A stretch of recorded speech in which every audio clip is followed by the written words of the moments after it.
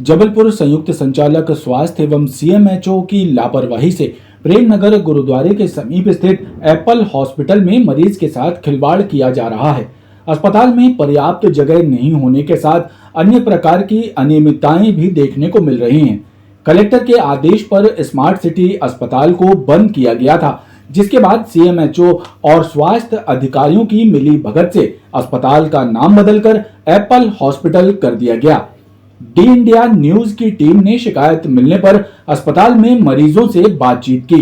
ये smart city में मैं भर्ती था, मेरा इलाज सही नहीं हुआ, पाँव टेढ़ा हो गया। तो क्लेम भी ऐसा पता चला, क्लेम का पैसा भी ले लिया। क्लेम का पैसा मिला ही नहीं है मुझे, और ना कुछ मतलब वो वहाँ गए थे तो वहाँ पर भी कुछ बोले ही नहीं उन्होंने। कुछ बोले थे कि हम बताएंगे क्लेम का पैसा आएगा। और जो शिकायतें भी आप लोगों ने कई जगह की है क्या?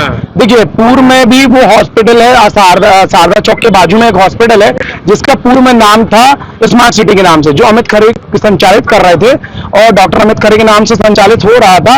और पूर्व में भी मैंने कई बार वहां जाके खुद स्वयं देखा है कि बहुत सी अनियमितताएं थी। कोविड काल के टाइम पे उन्होंने आयुष्मान कार्ड का बहुत ज्यादा दुरुपयोग किया है, गलत तरीके से उन्होंने क्लेम वगैरह किए, जिसको लेकर प्रशासन ने उनके ऊपर कार्रवाई भी की और उनके यहाँ पर बैन कर दिया गया है। उसके बाद उसी व्यक्ति ने उस हॉस्पिटल को प्रशासन ने बैन कर चुका है।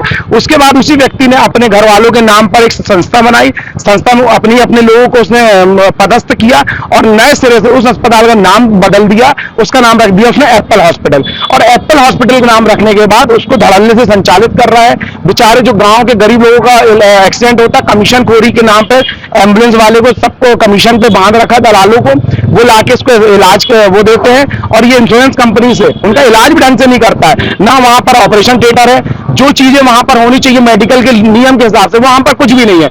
उसके नीचे बेसमेंट में, जबकि बेसमेंट में किसी भी प्रकार का सरकार का नियम कुछ नहीं बनाया जाता, बेसमेंट में वहां पर कोई लैब टेक्नीशियन नहीं है, कोई ड्यूटी डॉक्टर नहीं है।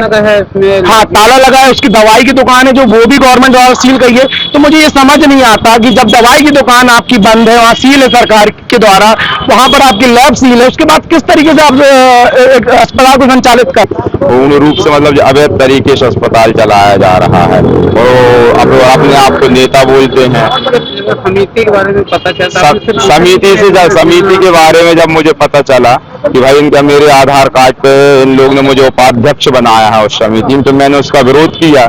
मैंने उसका ये विरोध किया कि भाई मुझे समिति न रहना, मुझे संगठन में कोई भी प्रकार के आप फर्जी क्लेम कर रहे हो, फर्जी पेशेंट भर्ती करा के आप फर्जी मुख्यमंत्री समूह योजना से पैसे निकालते हैं, आपके यहाँ आयुष्मान भी नहीं है। तो मैंने कहा इसमें आगे चल के बहुत सारी दिक्कत होंगी, तो मैंने इसका विरोध किया और मैंने कहा भाई मुझे समूह में नहीं रहना है, ना इस संस्था में रहना है, ना मुझे किसी भी प्रकार के आप जो भी क्लेम करते हो फर्जी क्लेम। कहीं कोई आदमी गिर गया तो आपने कहीं से गाड़ी लगा दी, कहीं पे लाइसेंस लगा दिए, किसी भी थाने वहाँ पे FIR कटा देते हो। तो इस प्रकार के जो अवैध काम करके एक्सीडेंटल क्लेम बनवा देते, मुख्यमंत्री सहायता योजना से पैसे निकाल लेते हैं। तो शिकायत कभी किया थी?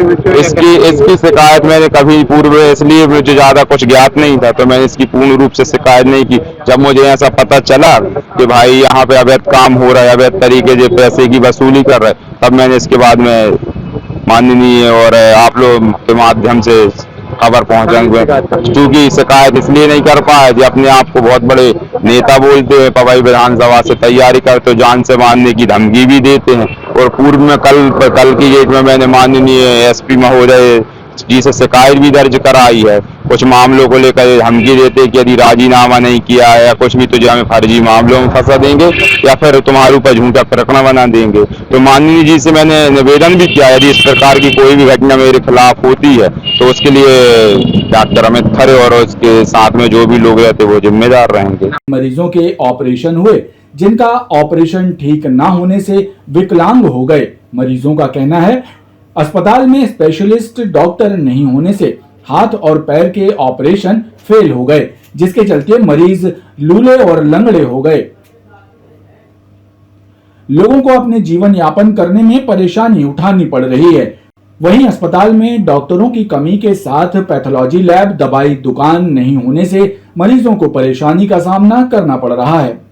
वहीं जब अस्पताल प्रबंधन और संचालक से डी न्यूज की टीम ने जब नियम विरुद्ध तरीके से अस्पताल का संचालन करने के साथ मरीजों की समस्याओं पर बात करनी चाहिए, तो किसी प्रकार की बात करने से मना कर दिया गया। सुमित खरे जी बोल रहे हैं? हेलो। सुमित खरे जी बोल रहे हैं आप? हाँ हाँ मैं दिनेश चौधरी बोल रहा हूँ भाई साहब। जी जी बोलिए। जी भाई साहब, क्या हाल चाल है? एक इंटरव्यू करना था एक्चुअली। आप जबलपुर में है यहीं? जबलपुर में है, लेकिन भाई अब दिवाली के बाद मिलिएगा आप। नहीं एक्चुअली भाई साहब सुनिए तो, वो कि जो आपका एप्पल हॉस्पिटल है ना, हाँ हाँ हाँ। तो उसके सिलसिले में उससे बात करनी है। दिवाली बात करेंगे जो भी। जी, दिवाली बात तो करेंगे। हॉस्पिटल आप ही का है? हाँ बिल्कुल हमारा। तो भाई साहब उसमें कमियां बहुत, इसलिए एक इंटरव्यू में। दिवाली बात ही फोन करना। भाई साहब सुनिए तो, मेरी खबर तो आज जानी है ना। अब मैं दिवाली बात करूंगा फिर आप कहोगे। अरे तो भैया जो करना हो करो ना यार भैया, कोई मना किया आप लोगों को? अरे अच्छा ठीक, नहीं आपका पक्ष देखो क्या होता है भाई साहब। हम सब समझ रहे हैं, आप करिए जो करना है। देखिए 10 पलंगों के अस्पताल नर्सिंग होम कहलाते हैं। इसके लिए 200 वर्ग मीटर क्षेत्रफल होना आवश्यक है कम से कम। इसके अलावा बिल्डिंग परमिशन होना चाहिए उनके पास, पॉल्यूशन कंट्रोल बोर्ड का एनओसी होना चाहिए, फायर एनओसी होनी चाहिए। यदि 15 मीटर से कम ऊंचाई का भवन है तो फायर इंजीनियर एक फायर सेफ्टी सर्टिफिकेट देता है, और यदि 15 मीटर से ज्यादा है तो नगर निगम से फायर एनओसी लगती है। इसके अलावा ट्रेंड स्टाफ होना चाहिए उनके पास, डॉक्टर होना चाहिए, नर्सेज होनी चाहिए, सबके पास डिग्री डिप्लोमा जो आवश्यक होता है वो रहना। लेकिन पहले हमारा विभाग ही सभी चीजें देखता था। अब अभी आपने जैसे चर्चा की थी कि वहाँ फायर एग्जिट नहीं होना, तो फायर एग्जिट देखने का काम नगर निगम का है, या जो फायर सेफ्टी इंजीनियर ने दिया है वो उसका काम है। हम लोग सिर्फ ये देखते हैं कि फायर सेफ्टी सर्टिफिकेट है या फायर एनओसी है, यदि वैलिड है तो हमको ये देखने की जरूरत नहीं कि वहाँ फायर से संबंधित क्या है। ये थी डी इंडिया न्यूज के लिए स्पेशल रिपोर्ट।